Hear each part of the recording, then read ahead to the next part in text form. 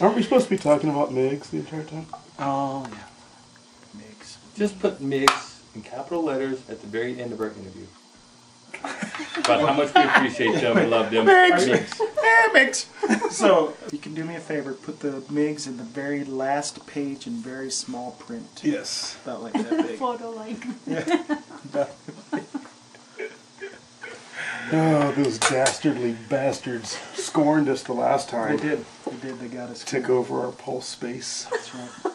They did. But that's okay, though. We got them Was back that in when they some also ways. got us to play at that other bar in El Paso again? Oh, yeah, bastard. Yeah. No, but I'm it wasn't just there. into that. Remember that time when there was that picture on the cover of the Pulse with Don Miggs just all huge? And we're like right, and there's a little picture of us in the corner, kind of like in his pocket. What I found. I was not the editor. No, but if you could redo that just like that, man. except for switch Yeah. the pictures. Yeah, if you could put Don Miggs right here in a little pocket. I mean, it's his whole, he is just, I mean, but for 50, and Bofus. I mean, we started.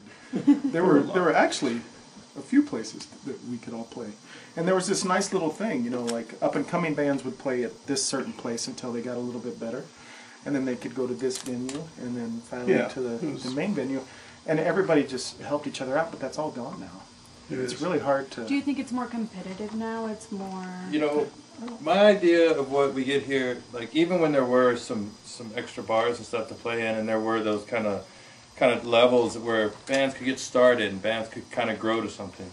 We're kind of sheltered down here in Las Cruces a little bit, you know. I mean, when you go to Seattle, you kind of expect to hear something real earthy or grungy or something, you know. When you go to LA, you envision bands that are real poppy and polished, you know. And if you get something from the South, you expect it to be blues or country, you know. And here, it's kind of neat. It's got its own little niche of area, and we really, it takes a lot of work to play to people and then get them to respond positively. The editor. Right, No, but if you could redo that just like that, except for switch. Started with me and Oliver playing acoustic guitars, and Sampled beats. sampled beats. So it was just acoustic guitars and then like a little drum machine making beats. Some scratches. Little scratches. Right. And so we played a few shows like that. And Not then- just the two of us, though. Huh? Scott we was never with did. us. Oh, okay. By the time So we wrote, like, the first day we got together, we wrote probably 4 or 5 tunes. Oh, wow. I mean, just like that, just popping them out. And then, None of which I don't. no, one. dude, Sunshine. Which, Yes, so we wrote Sunshine that first day, Remember Me, Get to You. All right.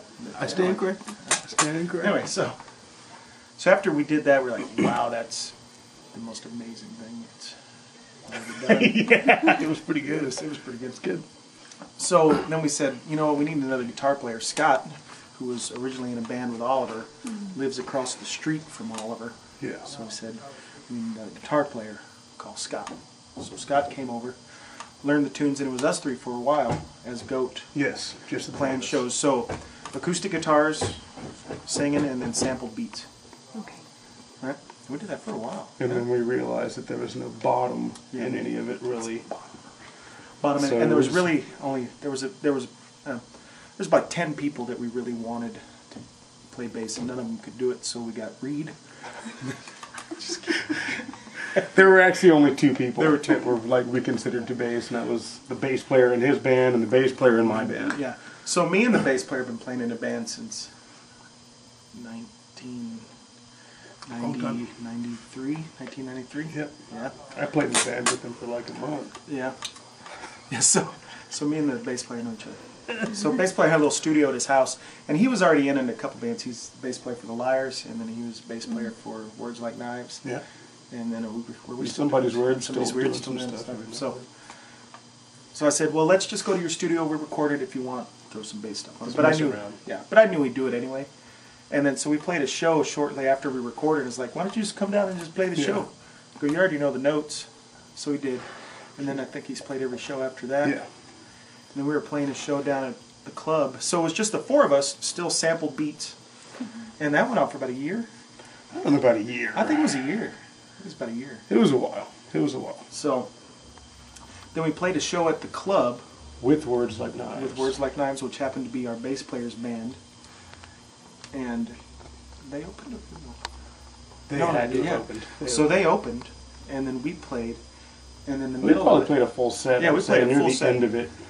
near the end of it, we pulled up their drummer, Mikey, Yeah. and said, "Dude, come play some tunes with these." Like, Yeah, just come jam. So over the just, songs, just come play. play. Just play. Chill out. So we played a song and pow! Yeah, it was amazing. Like you knew like all the changes, all the Yeah. stops, and then so after that, then that was it. It's like, yeah, okay, we need a drummer, and he's the drummer, so it's always been that way. And he's played every single show after Yeah, that. every show. He's played every show after that, and that's Actually, there was a couple shows he didn't, but he was gone, and we played. Went So back this to is going to playing. be your first CD? well. Or This is Kind of the like our second. third, almost, really. Yeah, this is our second time recording this stuff.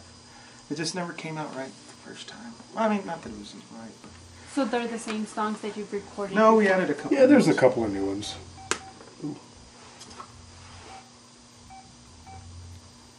They're all original? Yes. How many, What? how many songs do you have in that CD? The CD will probably have 12.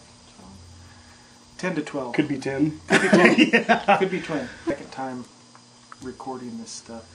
It just never came out right the first time. Music, it's just so like cookie cutter and, you know, force fed and sugary sweet, and so you listen to one tune and there's no investment in bands anymore. I mean, when I was growing up, you know, like I'd hear a song, I'd like it, so I'd go buy the CD and I'd listen to the CD, and then I'd buy the next one because you know that it would get better. Yeah.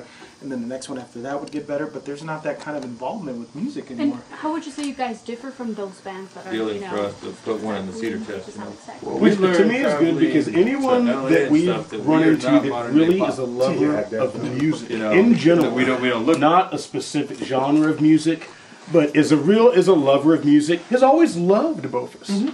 Has just fallen in love with it. You're right. You know what? You should repeat that so I can give you some music too. Because that was very poignant. That's for it. very poignant. Yeah, I don't think that's gonna happen. Do it, that whole thing. I don't know what I just Appreciate said. your music. Go with it. But underappreciated. No, the people that just appreciate their music. The people that appreciate their music, They love their they love their music. Always love Bofus. I wish you guys would have kissed right there. Yeah. No, I don't.